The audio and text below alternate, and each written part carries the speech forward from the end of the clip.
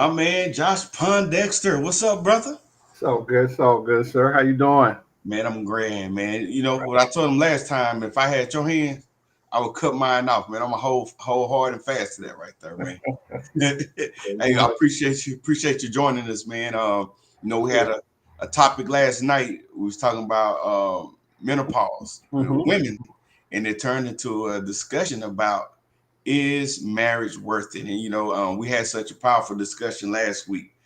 We promised them that you'll come back. So I appreciate you holding to your word. You know, you're a man of your word, so I wasn't even worried about that. We just Yeah. had to make time to make it happen. So for Sure. those that don't know you, you've been on here a number of times, but for Yes, those that sir. don't know you, we'll give you a chance to introduce yourself and tell us what brings you to the show. Absolutely. Joshua Pondexter, uh, JoshuaPondexter.com. Joshua Pondexter on all social media platforms, whether that be Facebook, YouTube, LinkedIn, Instagram, TikTok, Twitter. You can find me. I'm not hiding. Um, well, professionally, what we do, we have an estate planning, asset protection, and business advisory company. It's a little boutique company. And what I mean by boutique is that we don't serve the masses. We're very targeted in the clients that we serve. So that's what we do professionally. Um, Other than that, I'm a black man advocate uh, because I am a black man and I'm intimately aware of our struggles in these United States of America, Yeah. right? So I'm passionate about education, I'm passionate about learning, and I'm passionate about black men who I am a member of that group. Foundational black Americans, those black folks who can trace their roots back to slavery. Yeah. Not that other brothers in the diaspora I don't have compassion for, but my energy, my time, my talents, which are limited, I use for that group. Yeah. Good deal. Good deal, man. Appreciate you kind of breaking that down and giving some little wisdom in what all that entails. You know, when I'm hearing you talk about estate planning, Yes, sir. how important that is, when not just in someone passing away, but in the unlikely circumstances too of divorce, being able to manage your assets Hmm. and estate planning and all that is of utmost importance. So I know I've man been blessed to sit at your feet sometimes and listen to you, man, just pour out a wealth of knowledge and information. So it feeds over into the marriage. So let's Yeah. let's start it, man. So I know again we was at it last week, and there's a lot that we didn't get to. But the Right. question again is marriage worth it? So I asked that, and I'll let you get started. Okay. Okay. So yeah. So last week we talked about is marriage worth it, and I think we came to the inescapable conclusion that it is, because it is the fundamental building block of the family, of the community, of a nation. Right. So you take marriage out of the equation, and this is what caused great civilizations to crumble. Yeah, And our great civilization, the America, North America, where we are, it will crumble if we continue to take marriage out of the equation, right? yeah, And so, we talked about marriage, I believe, briefly in two perspectives, from the Christian perspective and from the secular perspective, right? Yeah, The yeah. Christian pretty much take their perspective on marriage on from the Bible. Hmm. Secular, they just take it from however they want to do it. You can be whatever flavor and Yeah, get married. You can be two men, two women on the secular side and get married. yeah. So, but marriage is. I think we came to that conclusion. Correct me if I'm wrong. That it is worth it because. Well, we did on the show, but I got a lot of pushback from some people. Otherwise, they had some horrible experiences, and Yeah, some came to the consensus. They said it different ways that marriage destroyed their lives. yeah, That the one decision that they struggled recovering from. They made a mhm, number of mistakes throughout their lives that they were yeah, able to gather their foot and make a comeback. But that marriage, they're saying like, man, they never were able to recover. So just being a little, sensitive. Everybody's situation is mhm, different, and their mhm, mhm. experiences is that. We can look at it at different perspectives. But Right. I just wanted you to address that. I know it ain't a one easy question, but No, that's a good it seemed one. like it was tough on them. No, that's good. That's good because that's how serious the institution is, Yeah, right? Because if you fail in that institution, yes, you can be utterly destroyed. You can be utterly obliterated, right? Let's, from a spiritual perspective or a Christian perspective, rather, um, the Bible said that God hates divorce, right? mm-hmm. But yet he divorced Israel, right? Yeah. And where is Israel today? They don't exist, Mm. right? So yeah, and so as a man, myself personally, who have experienced two marriages, two divorces, wow. Yeah. I should be a basket case, right? Because it is significantly hard on men. Nobody care about men.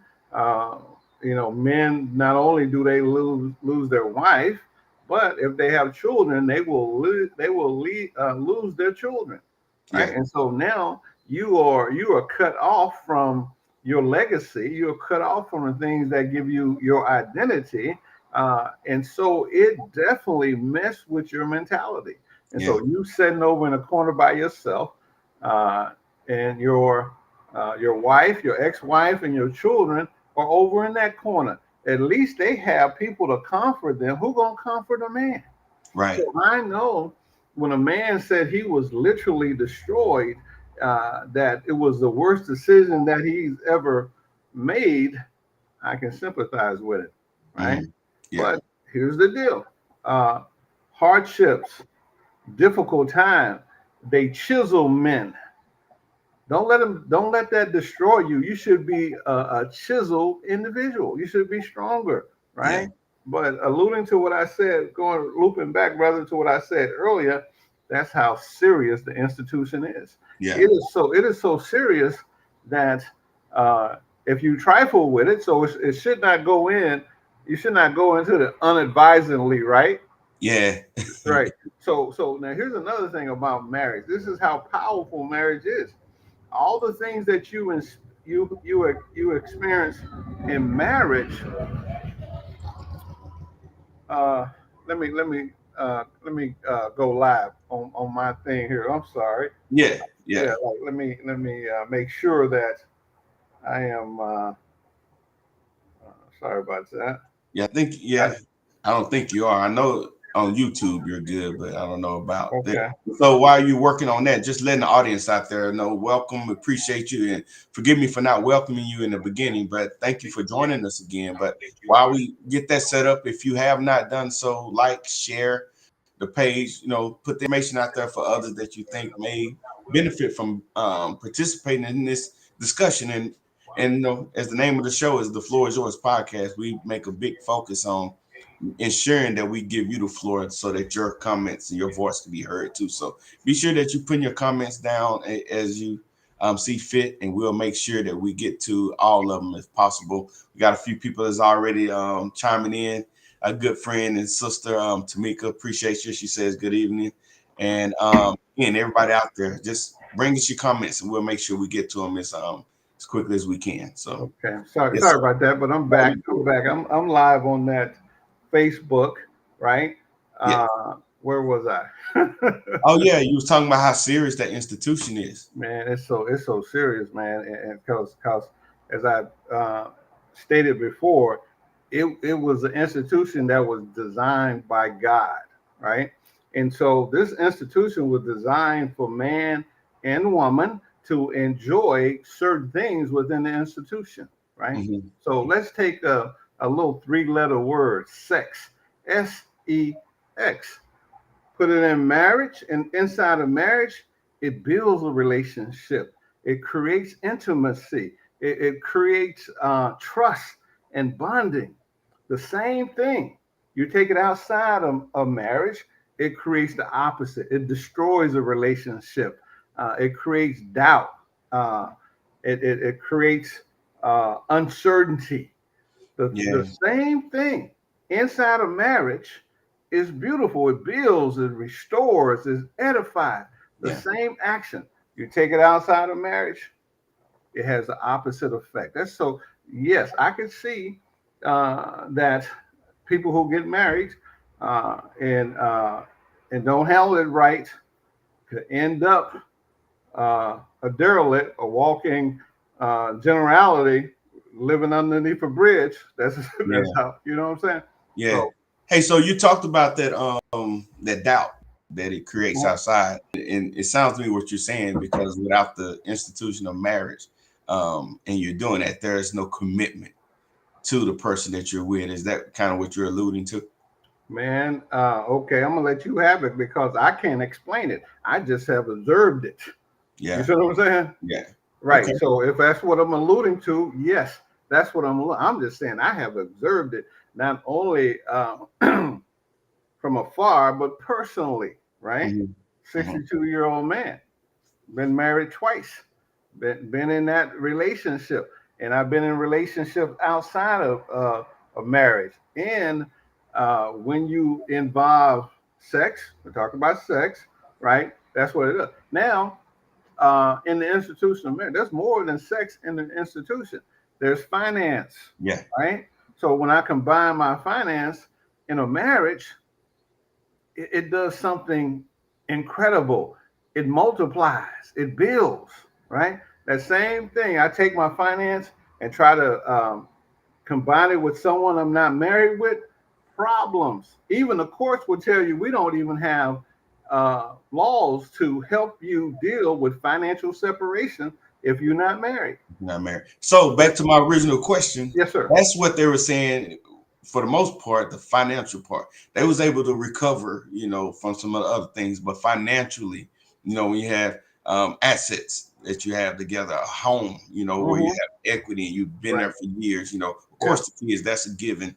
But credit, bankruptcies, a number Mm-hmm. of things where Yeah. they said it was like, I know a guy personally who was homeless, Yeah. after his divorce, and he lived in a car. And Hey, don't be telling my business.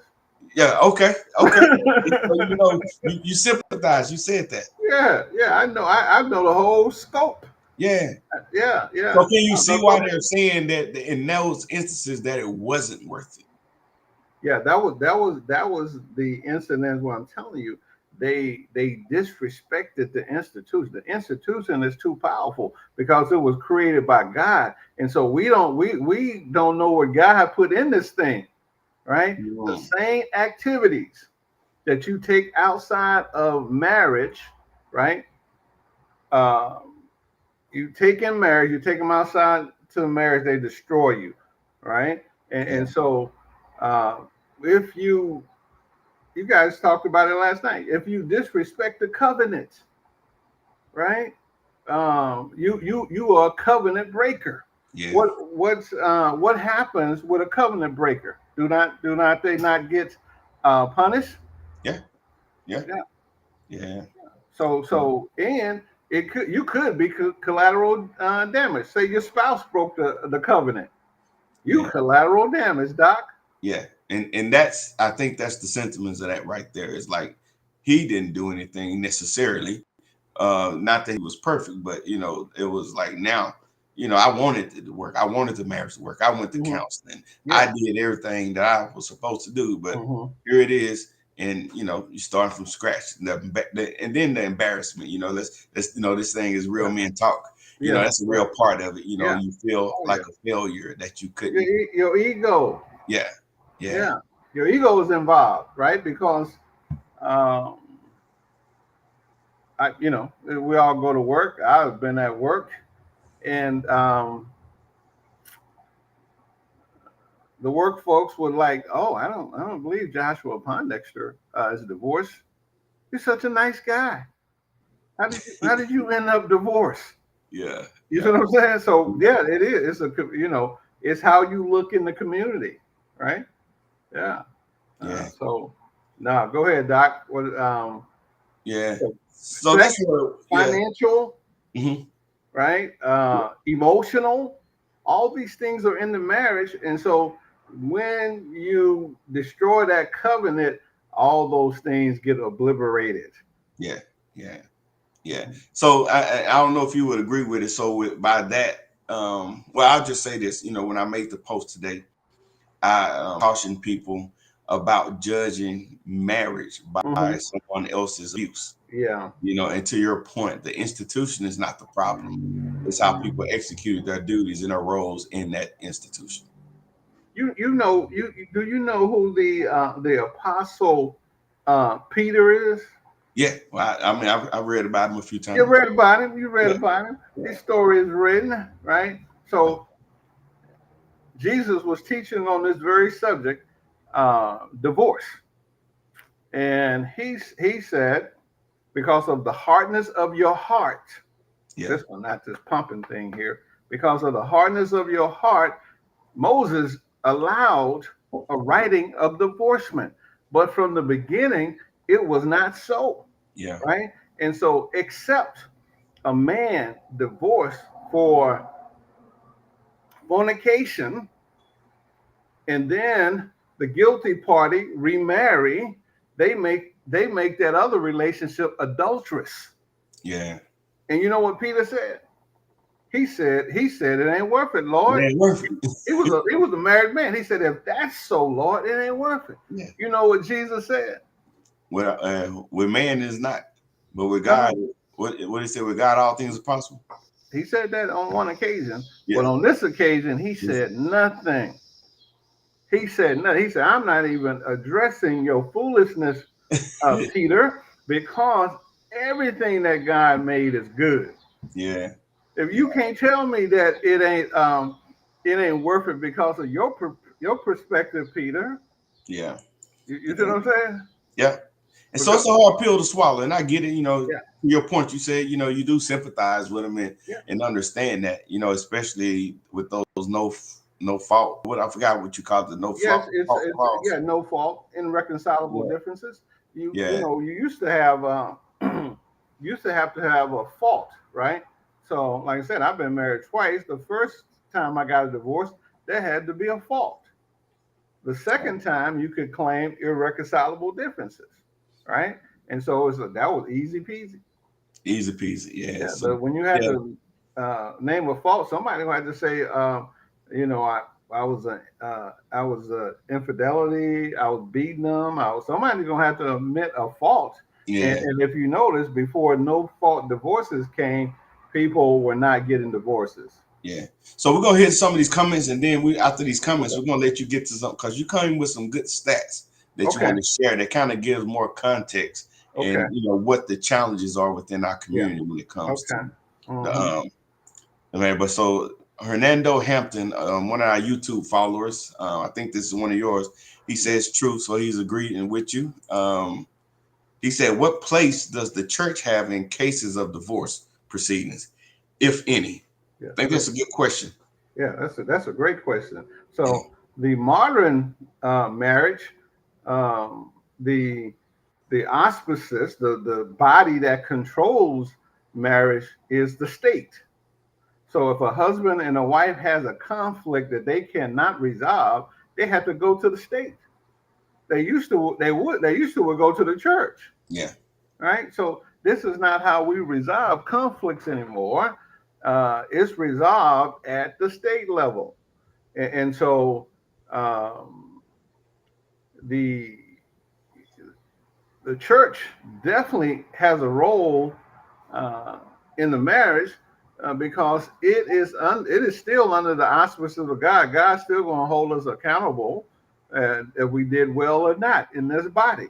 So the Mhm. church role is to educate and to be an example of solid marriages, families, and communities. That's be an example to the believers. That's the role of the church. That's Yeah. the place of the church. Cool. Cool. So Mhm. this next one right here, just saying a good evening greeting from my cousin Doris. Appreciate her. Hey, She one of our Doris. Good loyal evening. followers. Mhm. Appreciate you. Um, Tempest Barnes. She says we all have sinned and come short of the glory of God. We all are covenant breakers. It's our nature. So uh, got another for Tamika. She's agreeing with you, and I like this one right here from Tamika. She said, "It's how we act and react within a relationship that tear down or build up." So she's agreeing that nothing is wrong with the institution. It's those that's in that institution that are It's tearing it the down. two. It's the two imperfect people. We all have sinned and fallen from the glory of God. Yes, yes, right. But the Christian is not a sinner. He is one who has his sin forgiven. He is restored. Does he sin? Yeah, he sinned. Sin is the transgression of God's law, right? So, but he's not a sinner. A sinner is an alienated individual from God. He's an enemy of God. But once you have claimed the name of Jesus and you have obeyed him, and he saves you, you're gonna fall. You're gonna fall short. Transgression means to do more or less than God command, but you're not an alienated sinner, and we have hope, who has been restored in Christ Jesus. Yeah. My man, Superman T. We appreciate you tuning in. He said, "Church is within wherever you go." So you have to be that beacon. You know what? That reminds me of something. You know, Hmm. in this political times, we're dealing with a lot of the Right, separation of church and state, or right, trying right. to implement prayer back in. And I remember Hmm. my dad shared on Facebook, and he said, "If Hmm. you want prayer back in school, teach your kids to pray."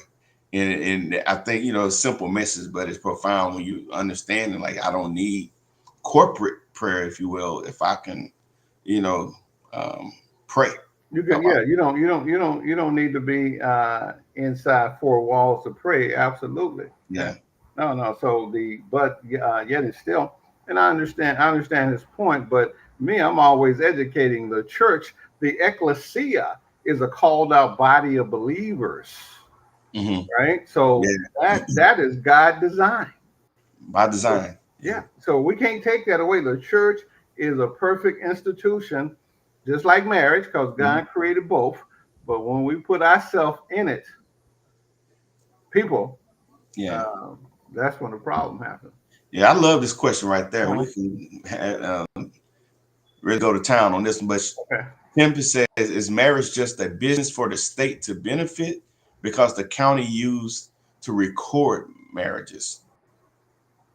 So is marriage? Yeah, and there are some studies that say that the country does benefit from married couples, well, Yeah, people together. absolutely. We're more productive in that union, right?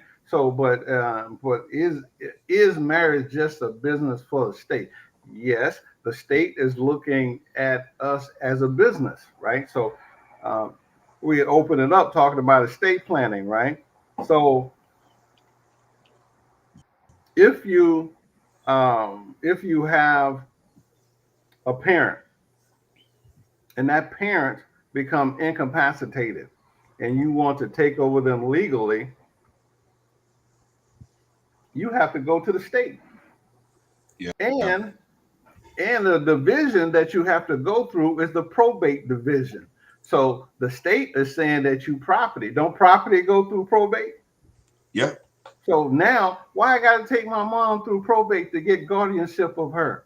That means that the state is looking at you as property. Yeah. Yeah. I have And to agree with you on that one. So here's the question: where are we going wrong? Where are we going wrong? well, like we did um, in the Old Testament, man has decided not to retain God in His knowledge, right? So Mhm. whenever we move away from God and use our own devices, um, problem. Not only that, you don't even have to believe in God. I believe in God. I believe He created everybody, and He created within us a sense of right and wrong, right? So you know the difference between right and wrong. You just decide to not yield to the right. Yeah. So it is the self discipline in yourself to be firm in the right. I consider myself a person to be firm in the right. I want to be disciplined. I want to do what's correct, right? So yeah, so that's away from God. Paul in his travels said he saw men that was keeping the commandments without having the commandments. Yeah. We know what's morally right. Yeah. Uh, Yeah. So part of it too, we were talking about the fallout. Earlier we kind of touched on it. I know you got some numbers and some stats that you want to share with everybody that kind of gives us more context on the fallout of marriage Okay. and what it looks like. Well, yes, yes. So if let me bring that up for you. So so is marriage worth it? Now, if you want to have um, children and you want to have those children be competitive and productive individuals, let's see what happens when they are in a fatherless home, right?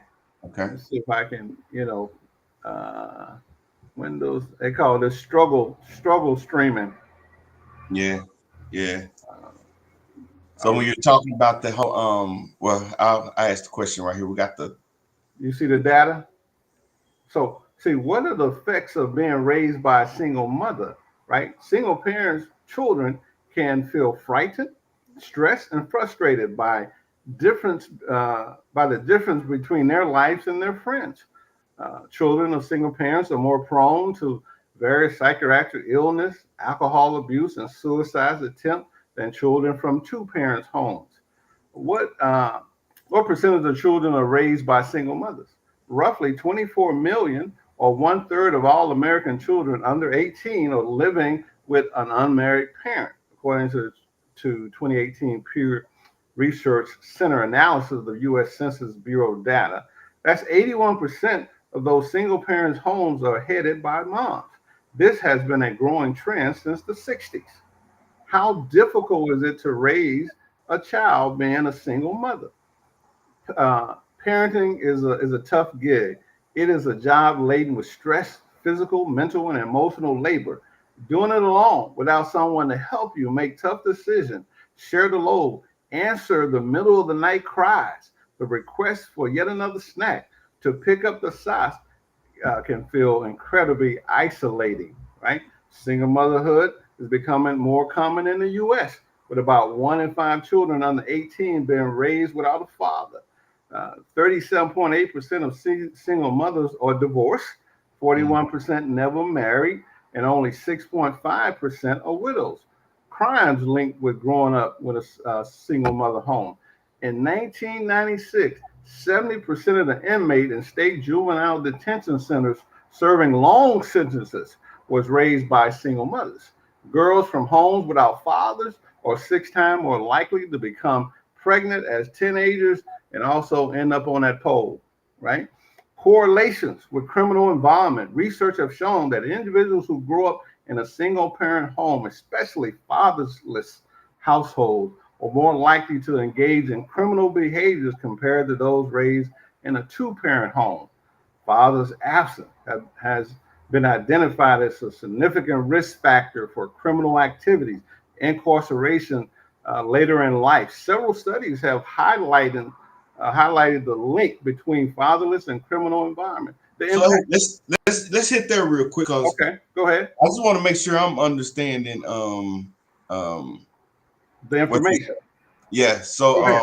let me pull that. So and the reason why I say that because there's a lot of broken homes, right? And or families. Yes. And the reason why whether that child is in a home without his father because of divorce, or maybe they was never even in a marriage. Either way.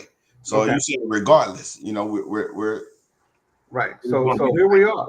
30, 37.8% of single mothers are divorced, 41% never married, and 66.5% are widows. So that's where the bulk of that's happening. Uh, why women are leading the house because of this data. but we got fathers who are still paying child support, or they come and pick that child up every other weekend. So Mm-hmm. what's the problem with that?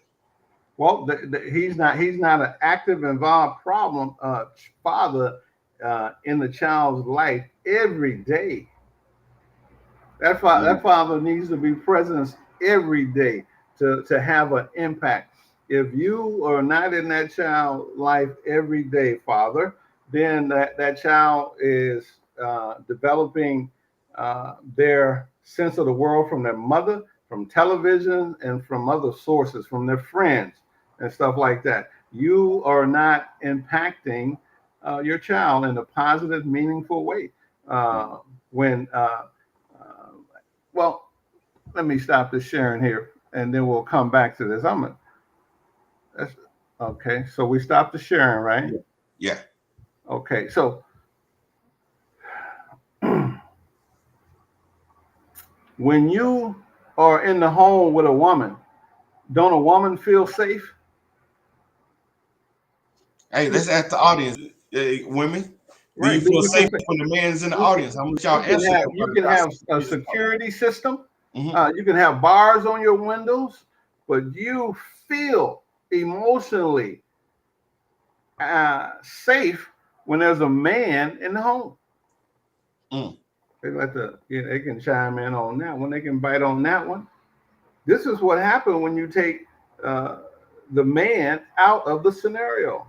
Mm-hmm. Everybody feel unsafe. Yeah. The Yeah. woman, the children. I don't, yeah. Well, I live in uh, this 1% or less crime area, so we don't have a lot of crime around. That's fine, and you live in a nice neighborhood, and you got security system, and you got all this, and you got all that. Trust me, uh, you feel a lot, woman. You feel a lot more safe and secure when there's a man. Thank you, Geraldine.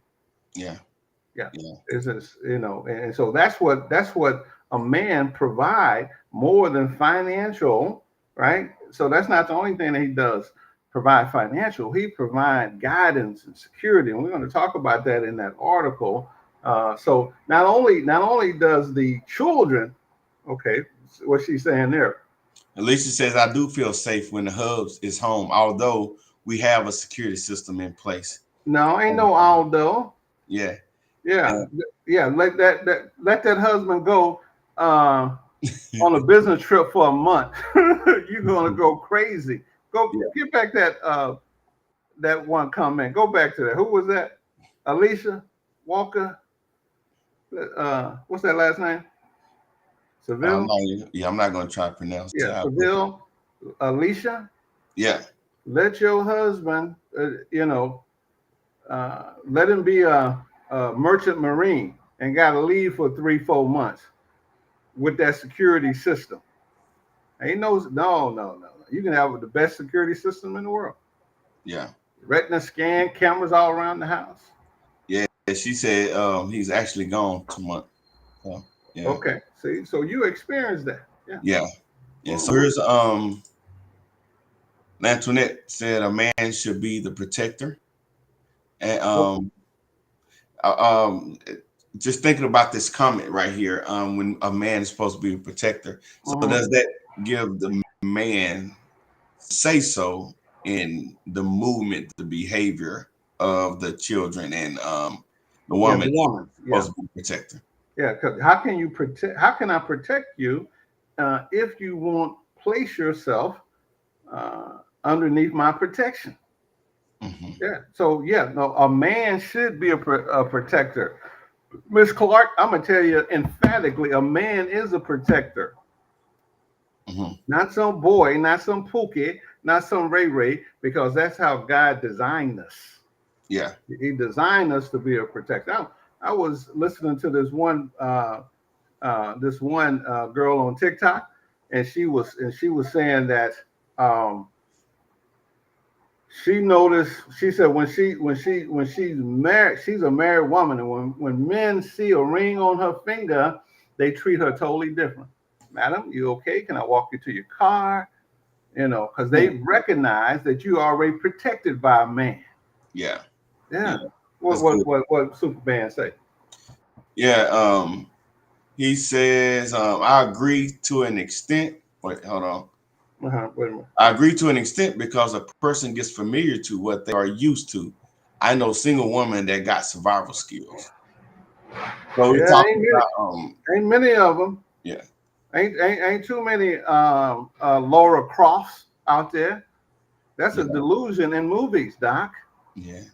Hey, Yeah, so you was talking about the Pookie and Ray Ray earlier. Tamika said, but there are some men who stay in the home but don't live in the home. yeah. That's a problem. That's a problem if you chose that type of man. I'm telling you, a man, the man God made man, and this word is ish, right? So in this connotation of this word, it means husband, it means father, it means protector, it means provide. That word itself means that. So if you got a boy with some riches, that's your choice, Doc. Yeah, That's your choice. yeah, Choose a man. yeah. Hernando says another underlying effect can be a mother who may not have had a father in her life, contribute also to the divorce rate. So, Okay. yeah, Okay. Well, no argument with that, Doc. All these are contributing factors. A man who didn't have a father in his life. yeah. So, man said, Drew, a man is meant to be a king protecting his queen. Protect your I say you're protecting your king, my brother. And what I'm saying to you, Superman, I ain't never met your wife, but I saw your wife, and I know you and somebody out there messing with your wife. Bump, bump, bump. I'm coming to the rescue. What's that? That music? Dun, dun, dun, Yeah, dun. right, right. I'm coming to the rescue. Yeah.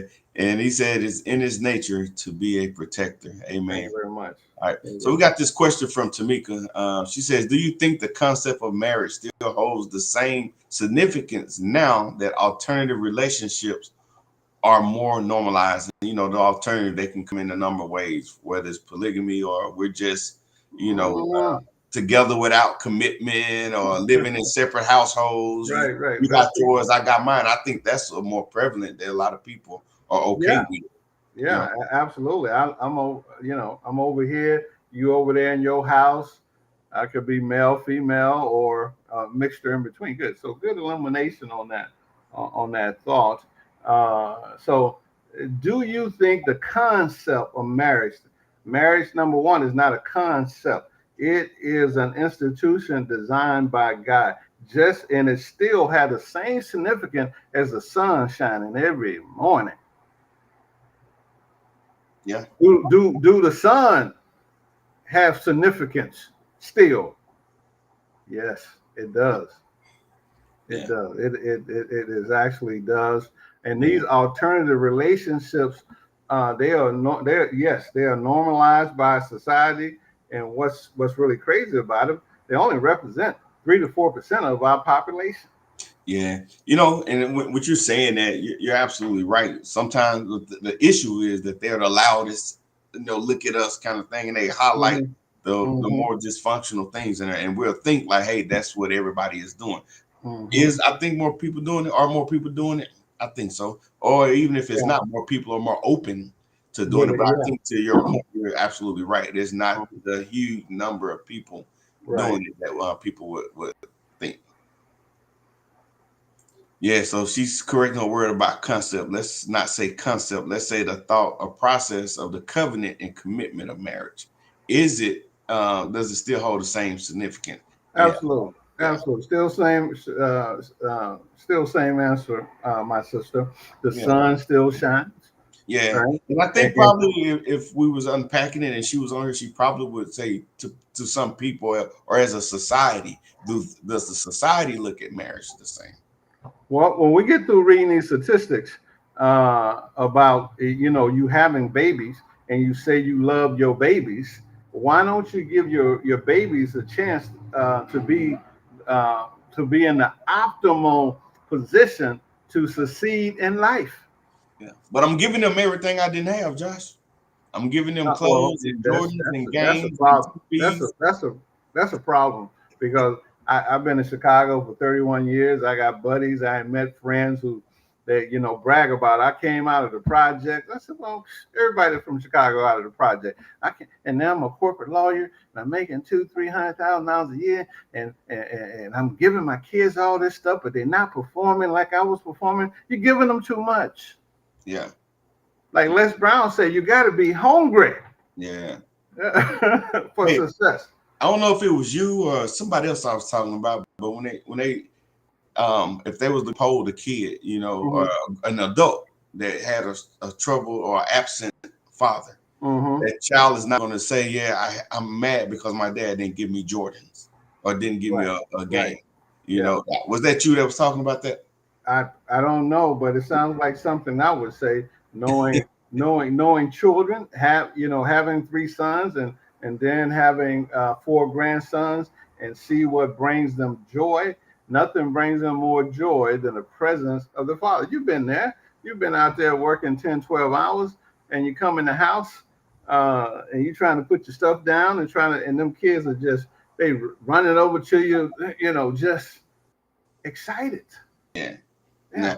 Now I think you can do harm by making them value or teaching them to value stuff more Mm-hmm. than the Right. present. Now I think there is that issue that people are challenged with today. Yeah. Even with our own lives, because those of us who may have grown up impoverished economically, and then we get on with some money, and you can see it. We're wearing it on our back. Yeah. Yeah. We got a few dollars, and you can see it because we wearing it on our back. So if you got some more, if you don't have no more, let me go back to that. Let's do it.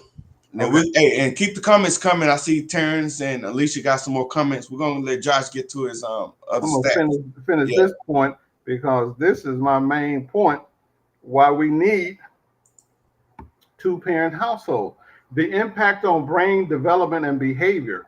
Children from broken homes often experience emotional distress and exhibit behavior issues due to the absence of a stable and a nurturing father figure. The role of the father in a child's life extends beyond just being a provider. It includes guidance, support, a sense of security. And I will just tell you that I can tell. I'm looking at my grandson, and they have their father and they have me. They are young, and I can tell you how confident and how sure they are because they have male guidance around them, right? They have that security. The lack of these critical elements during critical stages of brain development can lead to long-term consequences affecting child's cognitive and emotional ability. Somebody must have knew this when they came out to destroy the black community. They must have knew this data, knew this social science reality. Fatherlessness has become a concerning trend with a significant number of children growing up without an engaged and involved father. The following statistics shed light on the prevalence and impact of a fatherless home on society. So this is what happened in our society when the father is not there. 60% of youth suicided from fatherless home. 90% of all homeless and runaway children are from fatherless homes. 85% of all children who show behavior disorder come from fatherless homes. 80% of rapists with anger problems come from fatherless homes. And when a boy has a father, his father regulate his anger. He teach him how to control it, right? 71% of all high school dropouts come from fatherless homes. 75% of all adolescent patients in chemical abuse center comes from fatherless homes. 70% of juvenile in-state operated institutions come from fatherless homes. 85% of all youth sitting in prison grew up in a fatherless home. If we love our children, and are putting our children first, we're going to ensure that their father is active and engaged. So when we look at all those statistics, it does appear that we kind of jumping on the woman, right? Yeah. Yeah, we're not. I'm not jumping on the woman. I see why the father is there can be a number of reasons. So I don't see that you're jumping on the woman. I think you're just highlighting what the stats say, that if the father is not there, whatever the reason is. Whatever the reason, and here's the deal.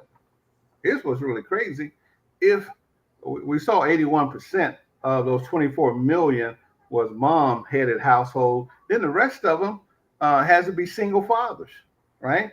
There's statistics on single fathers, right? When single fathers led household, the children perform on par with two-parent household. They perform on par. Yeah. Yeah. So this tells you how important it is to have an involved, active father in your children's life. Yeah. Right. So this is why marriage is so critical and so important, right? Because that's the union where we produce the best children. Yeah. And I'm glad you brought those stats and had this conversation right here, because when you present the question to most folks, they're going to look at like, how does it affect me personally, which is important. I don't want to, act like it's not, but also it's important, for our seeds and our future generations too. Yeah. So yeah, you just can't look at it like, is it worth it for me? Sometimes, you said this a while ago that we don't like to sacrifice. Yeah. And if it gets a little uncomfortable, not even hardships, but it might be just because I'm not comfortable. This is not what I expected or somewhat or whatnot. I'm not happy. You make that move because we outgrew each other, whatever. What kind of effect based off the numbers you're having, that's how it's going to affect the kids. Right. And here we are, we on Beyonce internet, right? And there's a lot of us on Beyonce internet talking. Al Gore internet, man. He's washed up, right? Okay. They said it's Beyonce internet. She breaks every time she comes on it. She breaks it, right? So there's a lot of people on Beyonce internet talking all this talk, right? All this negativity towards men, all this negativity towards men, and it has divided the Black community, right? So those stats was from the large population, and when we bring that data home, we find that 77% of all Black children are in single mother-led homes. Yeah. So now, woo. Yeah. Man, so I'm gonna tell you, maybe if I knew the effects, I would have, had a big old house. I could have went to the other side. Yeah. So one of the numbers that you talked about before, and you may have it by memory, but you talked about what percentage of Black men are impregnating the majority of our Black women. Okay.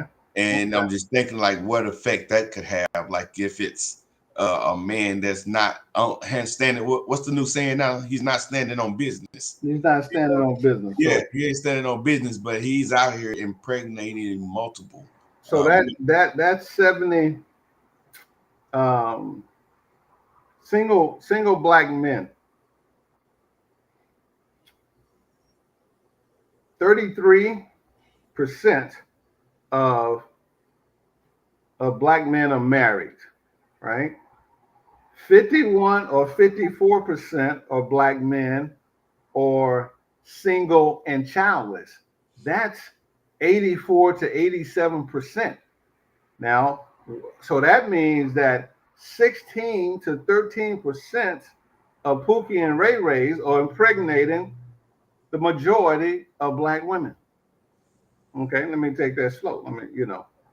So if 77%, we're talking about, almost 80% of children are raised in single mom home, right? And we look at the statistics of how many divorce, right? We look at how many widowed, which is a very small number. And then we look at the number who has never been married, right? Mm-hmm. So then we look at the men that are impregnating the women in our community. Mm-hmm.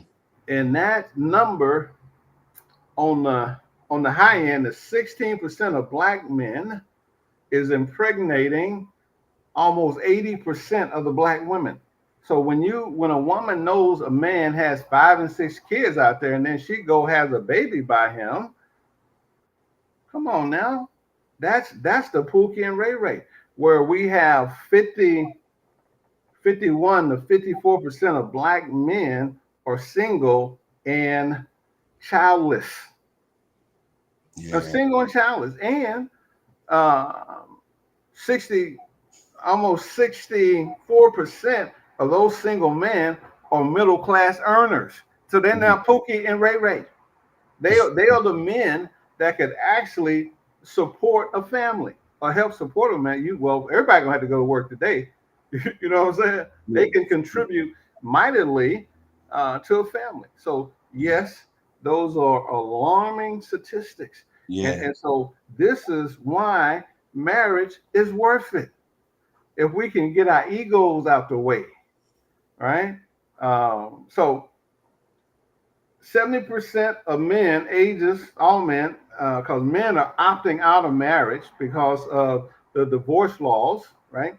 70% of men ages 25 to 29 single, 45.6% of men 30 to 34 single, 28.4% of men ages 35 to 39 single. Men are opting out, not that they don't want to get married, but because of the laws that favor a woman over the man.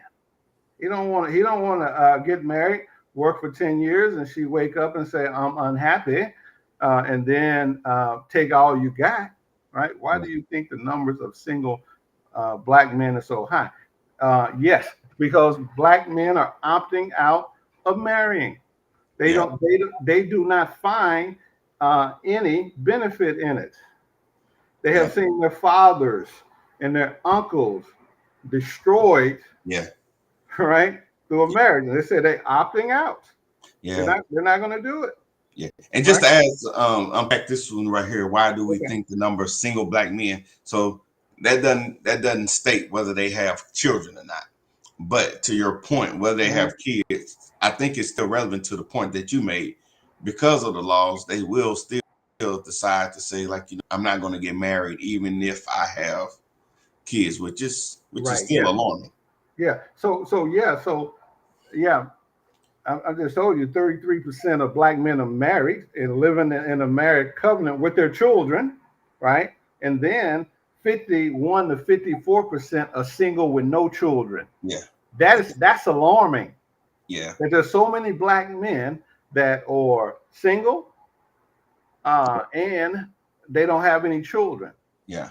I think they call them incels. Yeah. Involuntarily celibate. I see him walking down the street all the time. He got that what's that vest on, that worker vest on? The road guard vest. Yeah, he got that on. He got some grease on him. He ain't clean shaven like me. Yeah. He's probably about 5'7". He don't meet the prototype that black women want. Yeah. So potentially a good man who's ready to protect, ready to provide, ready to be present. But because he ain't that, so you talked about the unicorn, the Yes, over yes. 6 feet tall and over six figures. Figures, right? And handsome Yeah. and physically fit, right? That's the NFL, um, the NBA, Yeah. Major League Baseball. That's where all them guys are at. Yeah. Them unicorns, Yeah. right? So, Yeah. but the main reason, in my um, analysis of looking at the data, living in this black community, living in this world, Yeah. these black men are opting out of marriage because they do not think it's worth it. Yeah. And that says a lot, it's just the psyche and mental. It shows that they're paying attention, and even if they've had one, some saying like that's it.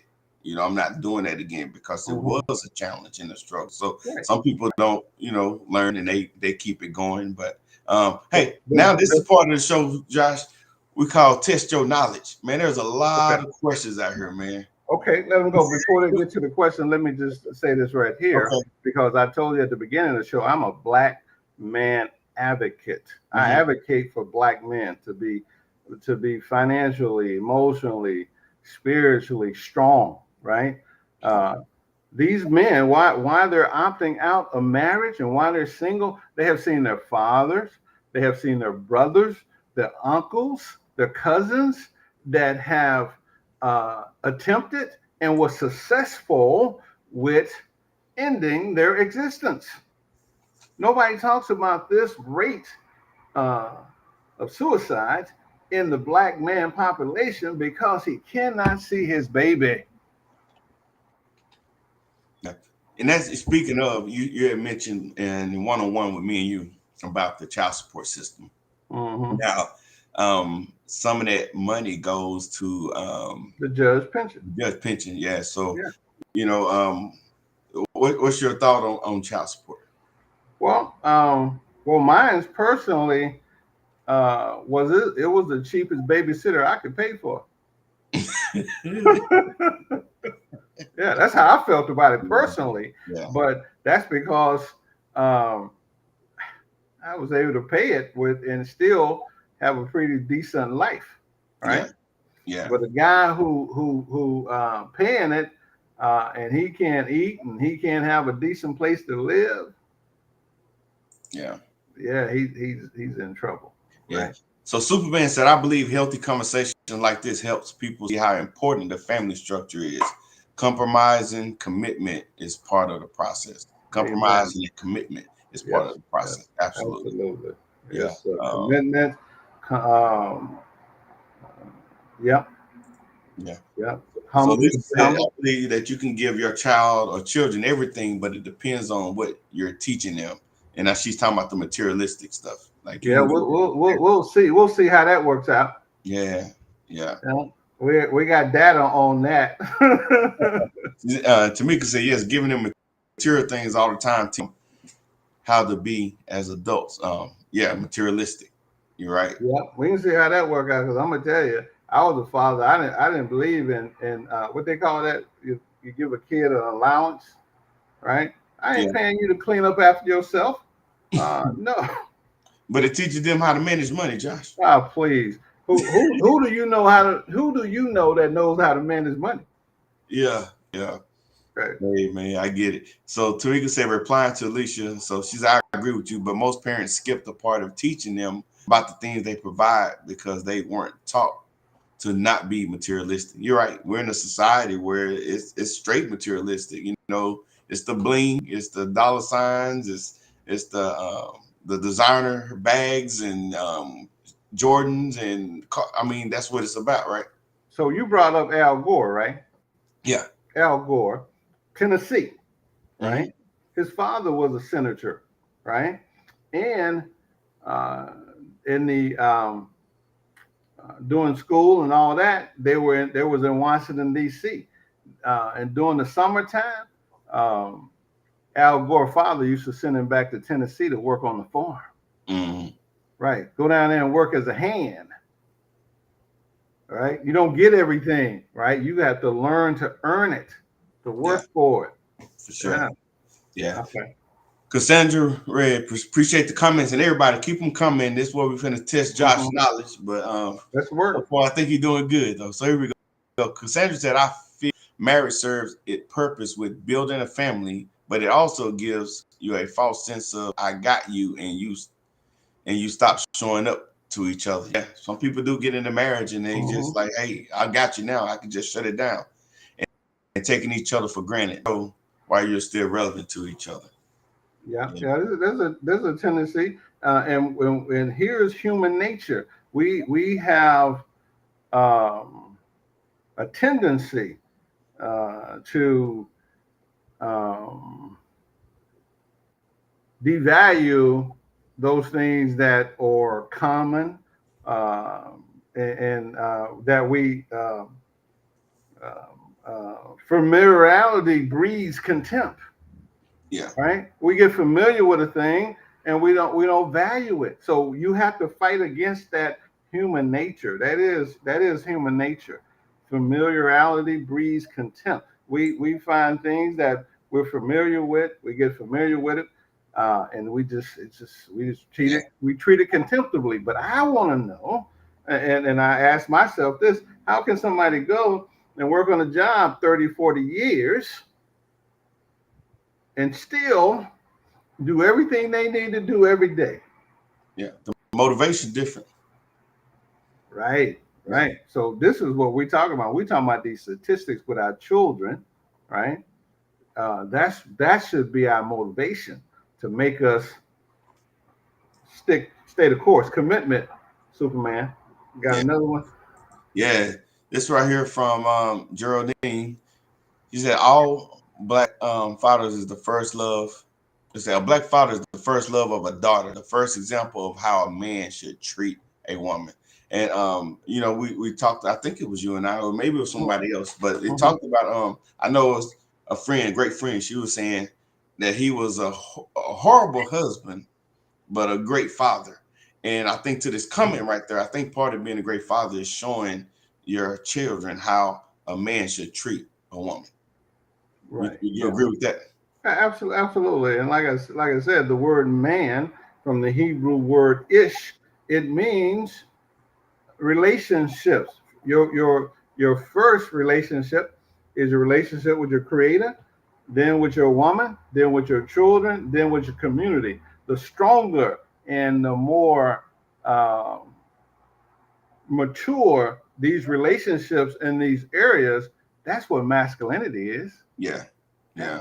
Mhm. Yeah. So here's another one from Tamika. She says, honestly, it's not just Beyonce, you know, talking about the music and the influence there. She said a lot of female artists create songs that are highlighting the beauty of a single woman's freedom. However, most of them go home and snuggle up to their man. And you're right. Yeah, Yeah, it sells. You know, it sells. that's I right. tell people all the time, some freedoms were designed to kill you and your seeds to come. So yeah, just because it's a freedom don't mean that it's necessarily a good thing, right? That's why Tyrese was crying on Beyonce internet. Was he crying, man, He pouring was his heart crying. He crying like a simp on Beyonce internet. out? Yeah. So when you the stats that you were given, she said, are these stats for African American population or across all races? Well, the ones that I gave him was for the general American population. They are even worse in um, the the black community, and I would say, let's see, when those I was going to take you to go to, I got it up, but go to blackstatistics.com. Okay. That's where you can get all the data, Mhm. financial data, single data, professional data, educational data on black people in America. And you said it's worse. Then the numbers you were even Oh stating. yeah, because when I said that was the general population, and then we said that 77% of black children are in homes led by single moms. Got you. Okay. Right. So we went from the because if America got a cold, we got the flu. Of course. Of course. Hmm. So Cassandra said Cam and Nick are not Pookie and Ray Ray, but they do lack emotional intelligence, but think they are smart as heck for building broken homes. Money is no substitute for them having them present every night in that child's life. You kind of talked about that earlier. We kind of use our money as if that kind of fills the void, or it fixes whatever challenges that we're faced with.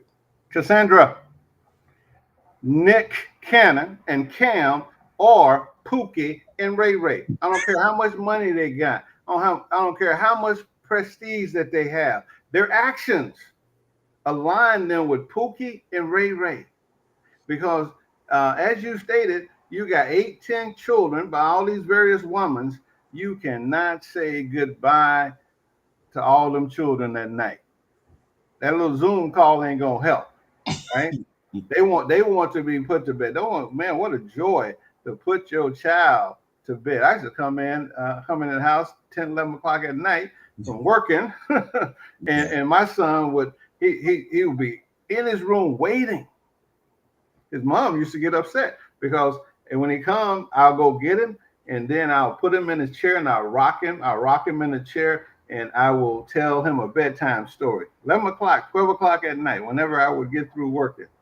Right? Yeah, Yeah. that's a good point.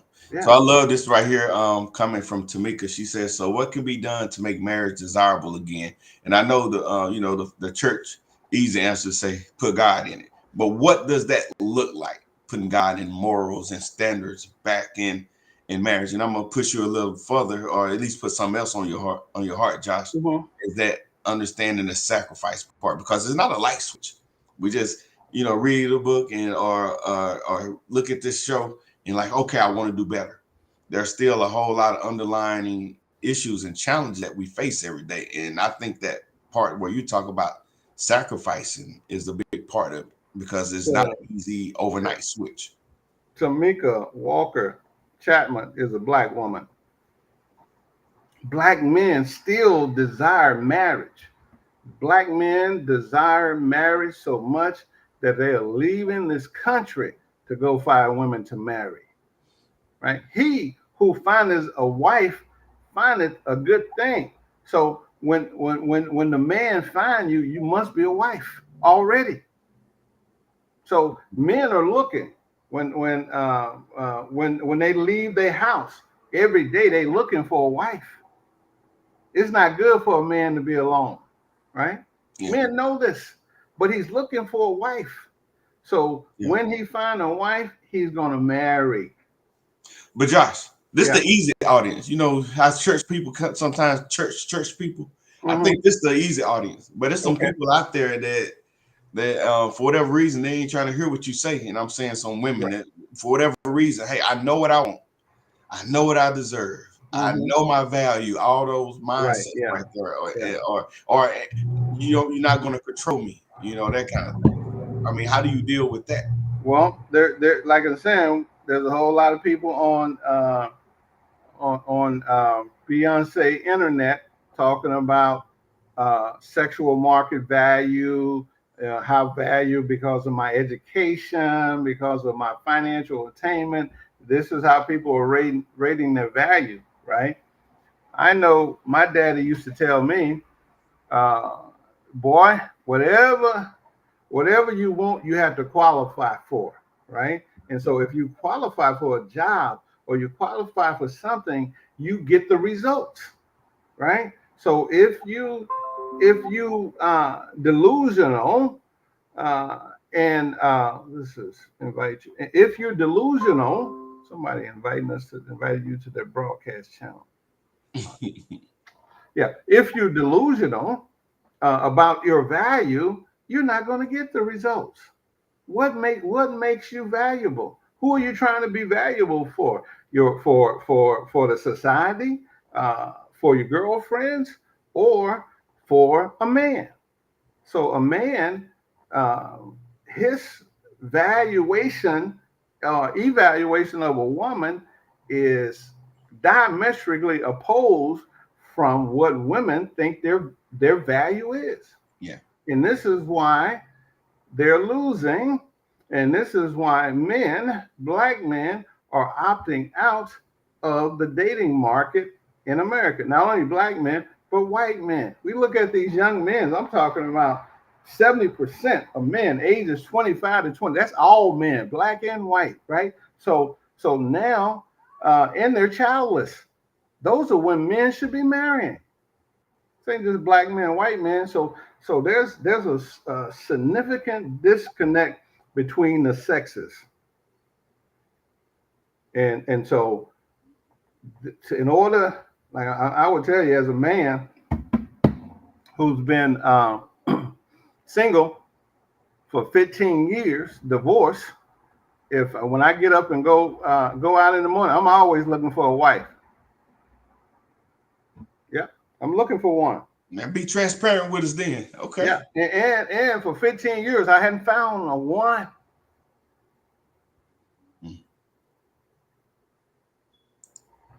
Okay. Yeah. Like I said yesterday, somebody is going to miss their blessing because of the packaging. What does that mean? Yeah. Huh? What does that mean? Because they're not 6 feet tall and six figures. Oh, okay. Yeah. Yeah. Yeah. Yeah. No, I got you. I got you. We got Gerard here. How accurate are these statistics? They are precise. They're to a 1 to 3% margin of error. If all you got to do is walk outside and see, right? So we move around, right? So I live in a neighborhood that's let's say middle class or whatever, and then I go to a neighborhood that's predominantly Asian or Spanish or white, and all I see is family. 77% of Asians are married. 71% of whites are married. 67% of Mexicans are married. And then when I go over there to Walmart, I don't see a number of women and children. I don't see no husbands. I don't see no men. They at work, man. Okay. That's a good one. That's a good one. Yeah. So Nikki, appreciate the comment. She said athletes are not the first choice for some people. Some athletes' lifestyle carry baggage of being disrespectful because of the outer package. Yeah. You know, the Nick Cannon's in the well, he an athlete. He's an athlete. Cam Newton's an athlete. Yeah. Yeah. So it's probably best to not let Nikki, not let an athlete be your choice at all, because I don't know if you ever dealt with a king. This is what these athletes are. When you're making millions of dollars and having a palace and having servants, and you're a king. In time immemorial, King Solomon had 300 wives and 1,000 concubines. Son David had quite a few of them, right? Go through history and look at these men who had kingdoms, and the modern day athlete is a king. And so he's definitely, you call it baggage, I call it, he's definitely out of perspective because of his financial status. Yeah. Yeah. Tamika, she does a great job with her kids. I'm on the phone with her sometimes, brainstorming. I hear how she's teaching them. But she said her son knows how to save all of his money. And it reminded me of what you say, Josh. You don't teach people how to make money. You say you teach them how to save it. Save it, right? Making money is easy. That's the easiest thing in the world. Go to work. Yeah. Lisa said allowances are just about paying a kid to clean up after themselves. Cleaning should be taught regardless of an allowance or a reward. Yeah. I agree 100%. You ain't getting no allowance from me. You want to make some extra money, you're gonna do some extra things. Dad, can I wash your car? Can I clean up your office? Right? They were always seeking what else they could do. Yeah. To get some extra dollars for the video game. Yeah. Superman got something else for us here. Yeah, he says teaching our kids their value assists them with self-identity. Absolutely. Helps them understand not to put idols before themselves, building their self-esteem. The foundation starts at home, but everyone is not afforded that opportunity. You know, there's a lot of stories out there where we see people cutting up, over some shoes or games and things of that nature right there. And some people don't see it that way, but can those material items be idols? Yeah, absolutely. And your job could be an idol. Your profession, anything that you put before your creator is an idol. If you put your woman before your creator, your children before your creator, those are idols. Yeah. God is preeminent. He will not be second to nobody. Yeah. So the foundation starts at home, but everyone is not afforded that opportunity. And then sometimes, Superman, you and I, and people like you and I who lives in a cocoon, because we live middle class lifestyle, we can't even see the suffering of the people. Jim Rohn, I was listening to Jim Rohn 100 years ago. He said, I was raised on a farm in obscurity. And so I didn't know nothing about poverty and those things. Like I had to go and rub shoulders with those people and see how they were living, not to judge them, so that I can have sympathy for a man or a woman who didn't grow up like I did on the farm. Yeah. Yeah.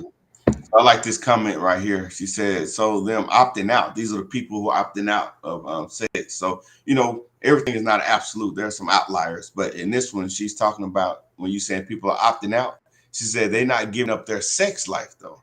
They're automatically going into sin. This is a deception.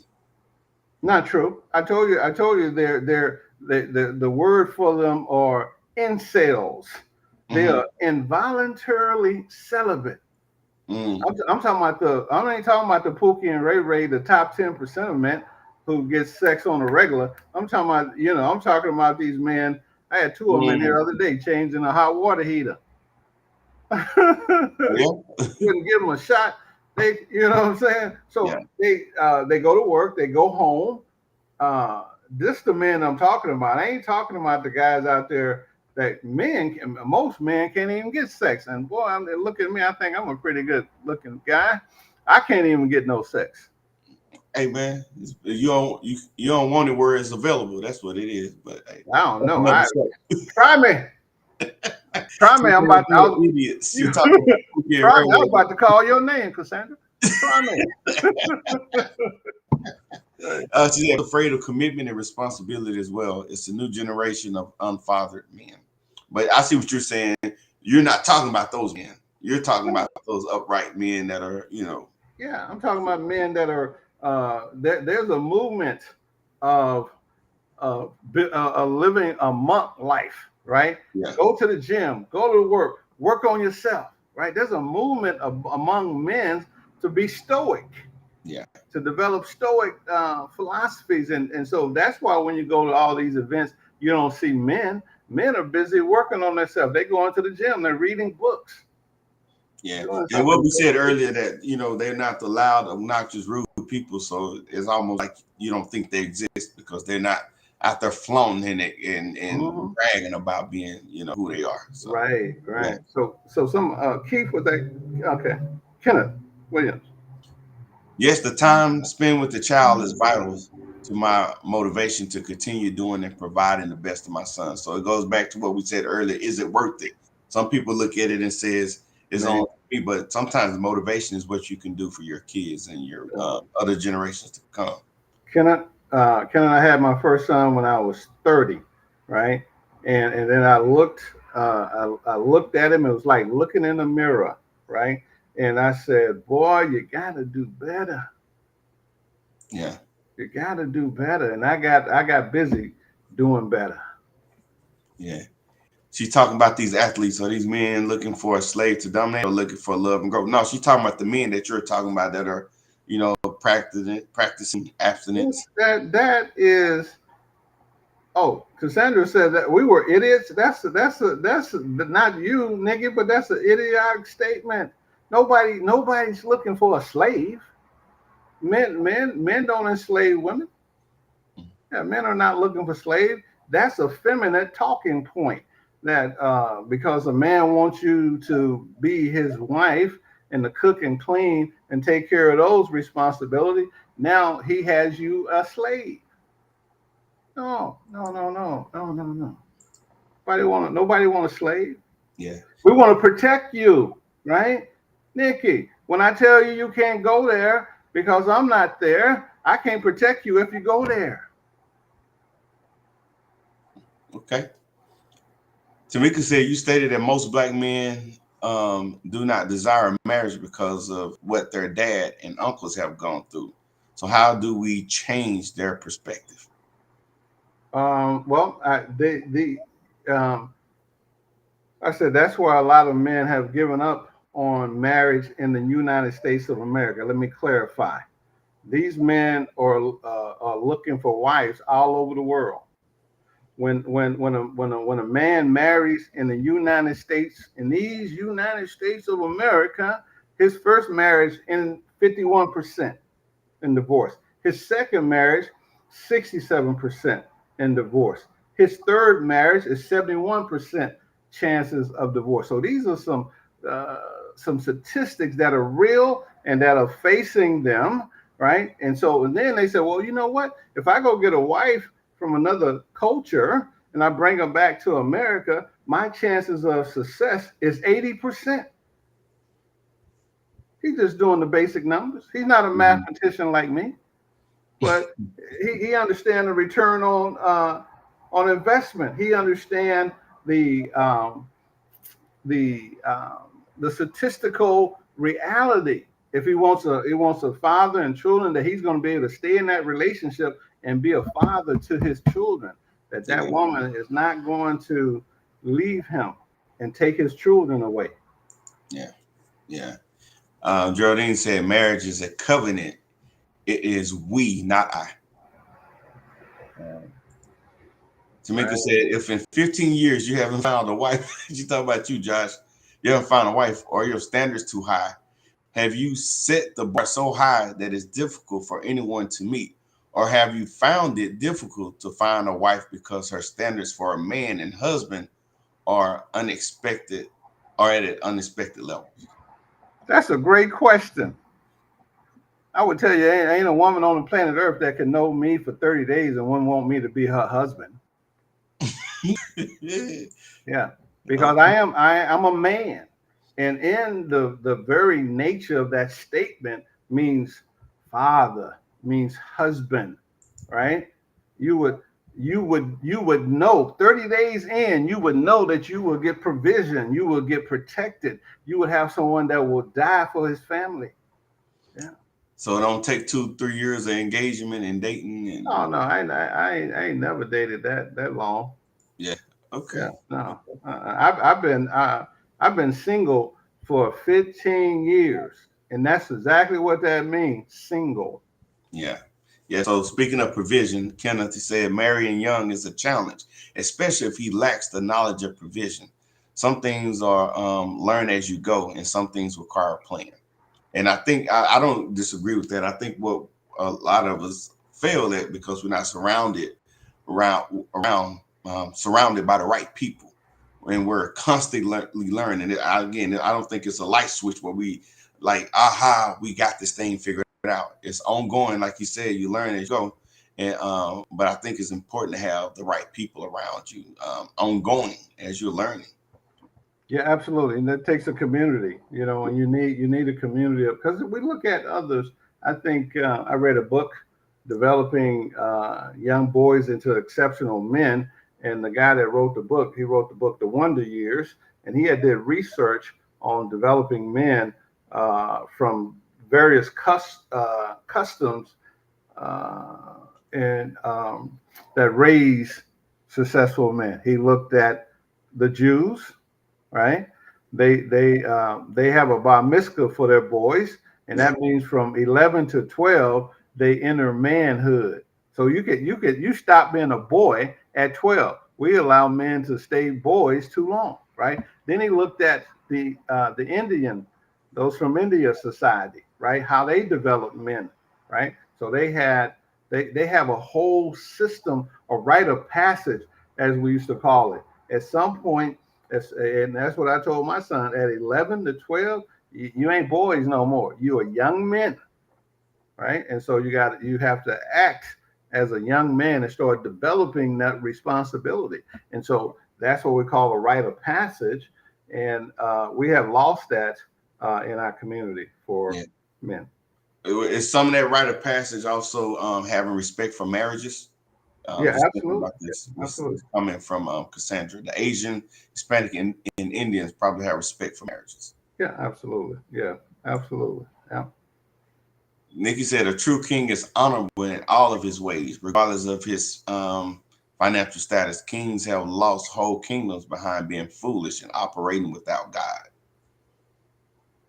Okay. Okay. You know what? Nikki, do I know Nikki? She's been on a couple workshops, I think, that you had. Yeah, man. Nikki teaching. Go ahead, Nikki.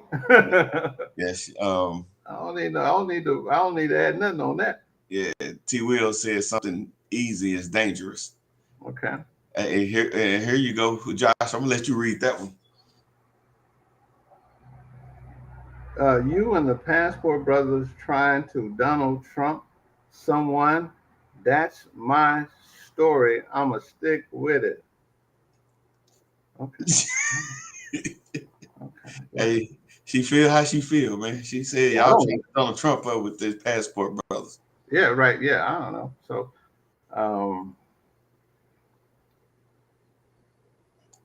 okay. Are you mingling? You single, boy? Are you mingling? Amisha, you got my number?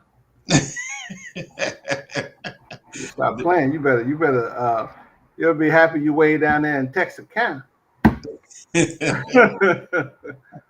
Tamika replying to Kendall, yes, my husband and I are married at 23 and 20. It was definitely both of us willingly learning life and marriage together. Absolutely. So yeah, replying to his earlier. I got one more slide to show, right? Okay, go ahead. What you got, brother? Okay. Let's see. No, I say share screen. Windows. Let me get this up here. Okay, well, you got that pulled up. We appreciate all the comments right here. These stats are everything, and you know, I said, don't tell the whole story, but it does give you some true insight of what we're dealing with. So, you know, it can seem offensive and abrasive at times, but I think we'll be foolish if we don't take it at heart and consider, like, hey, even if it's not necessarily me who's thinking and moving like that, you know, can we help our brothers to our left and right so that they can move different? Absolutely. So that's what we truly was to look at this information, right, and so that we can see the dire need for Black men and Black women to come together in humility and put this foolishness aside, because under this current state of reality, medium household income in the United States by ethnic group, right? Indian Americans, right, at the top, and then we're African Americans at the bottom economically, right? And that's because we don't have two incomes. Now, if I got 35 and my wife got 35 coming in, that's $70,000. That put us right up there with the Japanese and Sri Lanka Americans, right? Yeah. So because we don't have families, we're out there individuals. We're at the bottom of the economic spectrum. Not we're at the bottom of the economic spectrum. Plus, our children are suffering. This is why marriage is worth it. Yeah. So what's the poverty level dollar amount in America? I think it's probably 15 or $18,000. Yeah. Yeah. Okay. Okay. Right. So now, um, if you take an average earner, woman, 42, man, 52. You see, if we put a family together, our economic trajectory change, right? Yeah, Yeah. it will change. So this is why we thought that this conversation was necessary, because when we look at the state of our community, it will not get any better when we separate it. Yeah, Mhm. it's not. It's not going to get any better. So, And even if you get the financials up, you figure out, some ways to get your money right. We're not even considering, the other things that you're talking about, the presence, you okay, know. so you're not going to get your money up. I was uh, graduated high school when I was 17. I took a union painting training course. This was in 1980. And as getting that union painting certificate, I was offered 45 bucks an hour. 17 years old, but they wanted me to move to Carolina. So I ain't know nobody in Carolina. I didn't want to go to college, so I went in the Navy. Right Mhm. now, if a person wants to make 40 bucks an hour to start a job, they need an engineering degree. Wow. Wages ain't changed. It's just the need in the workforce what the boss is paying for. Yeah. Right. So you can get delusional thinking I'm gonna get my paper up. No, no. Unless you go to you become an engineer and a computer person or something technical where the money is being paid, which takes a minimum of a 4-year technical degree, right? Yeah. Other than that, you're gonna have to do like the rest of the people, combine. Yeah. If you don't want to combine, then struggle by yourself. Hey, but then when people combine, some of the women want to keep their own money and want the man. Never mind. I don't want to start another fight. Yeah, right. Yeah, because we're trying to say that marriage is worth it. Yeah, for sure, Right. for sure. Thank Oh, you. You know, yeah, Ken is saying share, share, share. Absolutely, y'all. If y'all hadn't done it, please take a moment to share mm-hmm. the page. And who knows, me and Josh will get together after this show. We're gonna look and see who shared this show, and we're gonna Yep. have something nice for you. So Yeah, yeah, absolutely, yeah, absolutely. yeah, I might even give you an opportunity to have an hour consultation for me free. That's about $1,500 right there. yeah, absolutely, absolutely. I'm gonna share it myself, man. I want need to make sure that I got my financials in order. So Yeah, Lantoinette says sometimes the truth hurt. You're talking about those stats, right? They are, Miss you know, Clark. Yeah, they hit hard, but the truth does hurt. yeah. Misha said she was just being nosy. She My said, I'm pleasure. just gonna laugh at the way you scratched above that eyebrow. Okay. Yeah, I know, right? I know. Telltale sign. Read the signs. Yeah. T. Will said only if we understood group dynamics. He said he Mhm. witnessed a lot of different cultures taking advantage except us. Yeah. So so Yeah. so so I got to deal with that. Group dynamics, right? So here's the deal. We have spending power about $2 trillion that we spend in America. Wow. That's more than the gross domestic product of the top. There's only 4 countries that produce more than us. China at 21, not 21, but 16 trillion. Then Japan about 6 to 8 trillion. We are a superpower. So what's happening is that Well, we are intentionally kept separated, right? So we can't come together as a group. And then when it comes to financing, these other groups come over here and they give them loans. They're showing you what they're doing with these illegals, just giving them money, right? But they have did this time and time again with the Asians, with Mexicans, and all those things that they don't have no credit because they come from other countries, so they don't have FICO scores, but they can go get bank loans. They can go get mortgages. This is even before they want to make this for illegals, right? Yeah. So we are being intentionally held back by our government because we're too brilliant, right? Hey, so again, you talked about the buying power. When you Yeah. said almost 2 trillion, and you compare it to countries, you're talking about black people Yeah. spending. Yeah, Comparing I'm that. talking about black people, foundational black people, us who can trace our roots back to slavery. This is how productive the 46, 47 million of us are. $2 trillion. $2 trillion. So don't think that you know yeah, 2 trillion divided by 47 million people will tell you how productive we are as people. Yeah, and then I think you told us once if you is that cash or cash and credit? Well, no, I didn't add the credit. Yeah. Wow. Multiply that times 3 when you talk about credit. Yeah. Wow. That balloons to what, about 6 trillion? Yeah. 6 trillion buying power in Yeah, our community. Wow. It's man. it's kind of People don't. disheartening when you think about that. But yeah, the things I've seen in real estate alone is crazy. We can get a car loan and personal loans, but go try to get a business loan and Right, yeah, it absolutely, ain't happening. Yeah. Josh, absolutely. Yeah. man, this was fun, man. I'm glad you made yourself available, and I think the important part for me to take away is those stats. As we said earlier, we know it ain't pretty, but Yes. again, even if it's not me, I Hmm. think I have a responsibility to my brothers to the left and right of me to talk to them and encourage them to do different and do better. Right. You know, Yeah. being there. Yeah. I know what you said last week about apologizing, even if Hmm. those relationships are broken, apologizing for the hurt that you've been responsible for. I Right. think can go a long way in healing and just showing people like, you know what, that's not a death sentence because what I've been through. So Right. yeah, Yeah. I appreciate the wisdom, and I'm Okay. gonna stop there and let you go ahead and leave us with some great parting words. Well, we see the need. There's a dearth. This word means a desert of needs in our community. We need businesses, right?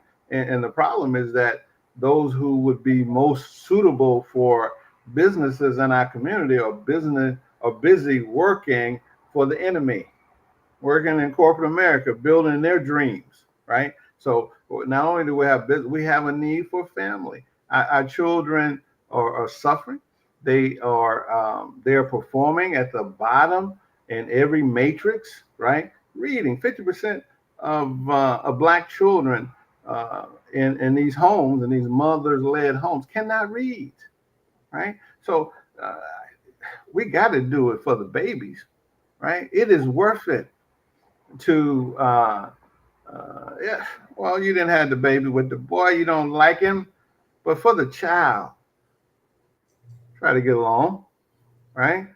And if he's any type of person that God has put something in us, he would try a little better, right? So we seen the data, we saw the statistics. uh, we have been down before in this country. We came out of slavery, right? We're not in slavery, and we're not going back to slavery. I don't the Jim Crow coming back. No, no, no. We're not going back, and we have $2 trillion of buying power. So we got to connect with one another. That's you see the need. The need is Y'all about my big bro Jerome. Sorry need. about that, man. All right, no problem. You ready to close anyway? No, man, not ready. We're an hour and 40 minutes, man. This is a significant live stream. It will be up uh, on the internet forever. You and I pleading to black men to do right, Yeah, pleading with our sisters to cooperate, and let's get back to it was definitely worth it. Yeah, let's get back to where we were in the 50s and 60s. Yeah. Good deal. That's all I got, Doc. Now it's my turn to tell y'all about my big bro Gerard and the podcast crew. From DJ the realist, Miss Cookie the professor, and you can't forget about the inspiration shit. They talk about it all, got advice for us all. You'll never know how deep the talks will go. On the weekdays, the weekends, they be going live with the topics. Then they do the segment where the floor is yours. You can post your comments, you can post your statements, yeah. You can ask your questions, They can help you get your life moving in the right direction. If you need advice on marriage, advice on finance, advice on healing, advice on credit, this the podcast that you need to check out. Go ahead and tune in, you'll feel what I'm talking about. Baby, I'ma get the floor is yours. Baby, I need the floor is yours. Baby, come down to the floor is yours. Let me show you how blue the floor is yours. Hey, the floor is yours. The floor is yours. Na na na na na. The floor is yours. The floor is yours. Na na na na na. The floor is yours.